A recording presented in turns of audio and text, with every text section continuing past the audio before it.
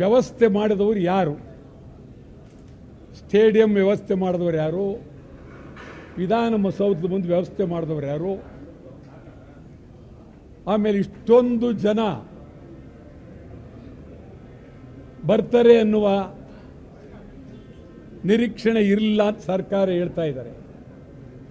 ಇಷ್ಟೊಂದು ಜನ ಬಂದ್ಬಿಟ್ರು ಅಂತ ನಿರೀಕ್ಷಣೆ ಇರಲಿ ಇಲ್ಲದೆ ಇರಲಿ,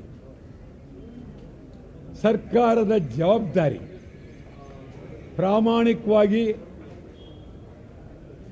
ನಾವು ಒಪ್ಕೊಳ್ಬೇಕಾಗಿದೆ. ಸರ್ಕಾರ ರಕ್ಷಣೆ ಕೊಡೋದರಲ್ಲಿ ಸಂಪೂರ್ಣ ವಿಫಲರಾಗಿದ್ದಾರೆ.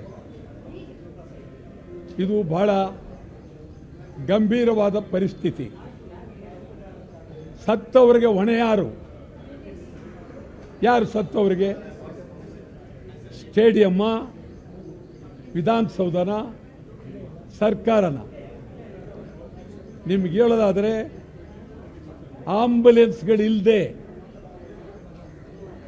ಕೈನಲ್ಲಿ ಸತ್ತವರನ್ನ ಹೊತ್ತು ಹೊರತರಬೇಕಾಯಿತು.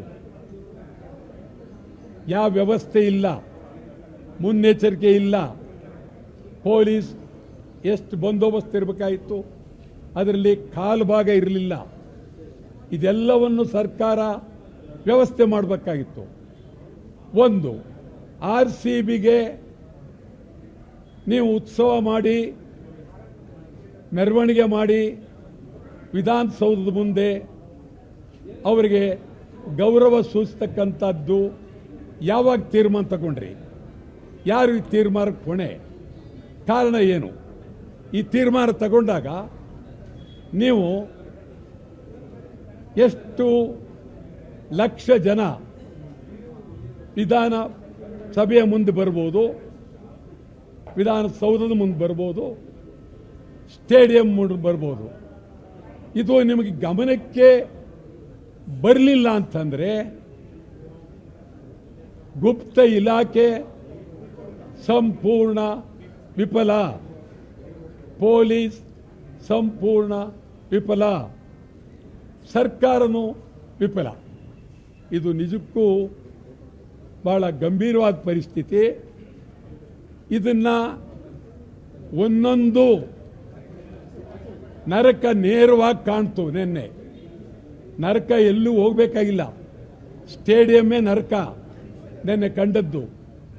ಒಬ್ಬೊಬ್ಬ ಪ್ರಾಣ ಕಳ್ಕೊಂಡಂಥ ಬಂಧುಗಳು, ಅವರ ನೋವು, ಕಣ್ಣೀರು ನೋಡ್ತಾ ಇದ್ದರೆ ನಿಜವಾಗ್ಲೂ ಬಹಳ ಗಂಭೀರವಾದಂಥ ಪರಿಸ್ಥಿತಿ. ಇದನ್ನು ಜಿಲ್ಲಾಧಿಕಾರಿ ಒಬ್ಬರು ತನಿಖೆ ಮಾಡಿ ಅಂತ ಹೇಳ್ಬಿಟ್ರು. ಅದರ ಬದಲು ಪೊಲೀಸ್ ಕಾನ್ಸ್ಟೇಬಲ್ ಕೊಟ್ಬಿಡ್ಬೇಕಾಗಿತ್ತು ತನಿಖೆ ಮಾಡಿ ಅಂತ. ಜಿಲ್ಲಾ ಇವ್ರಿಗೆ ಕೊಡೋ ಬದಲು ಒಬ್ಬ ಕಾನ್ಸ್ಟೇಬಲ್, ಇದು ವಿಧಾನಸೌಧ ಮುಂದೆ ನಡೆದಿದೆ, ವಿಧಾನಸೌಧ ಪೊಲೀಸ್ ಸ್ಟೇಷನ್ನಲ್ಲಿ ಕಾನ್ಸ್ಟೇಬಲ್ ಯಾರಿದ್ದಾರಪ್ಪ, ನೀನು ಇದು ನೋಡ್ಕೊ ಅಂತೇಳಿ ಕಬ್ಬನ್ ಪಾರ್ಕು ಸ್ಟೇಡಿಯಂ ಕೊಟ್ಬಿಡ್ಬೇಕಾಗಿತ್ತು. ಭಾಳ ಚೆನ್ನಾಗಿರೋದು.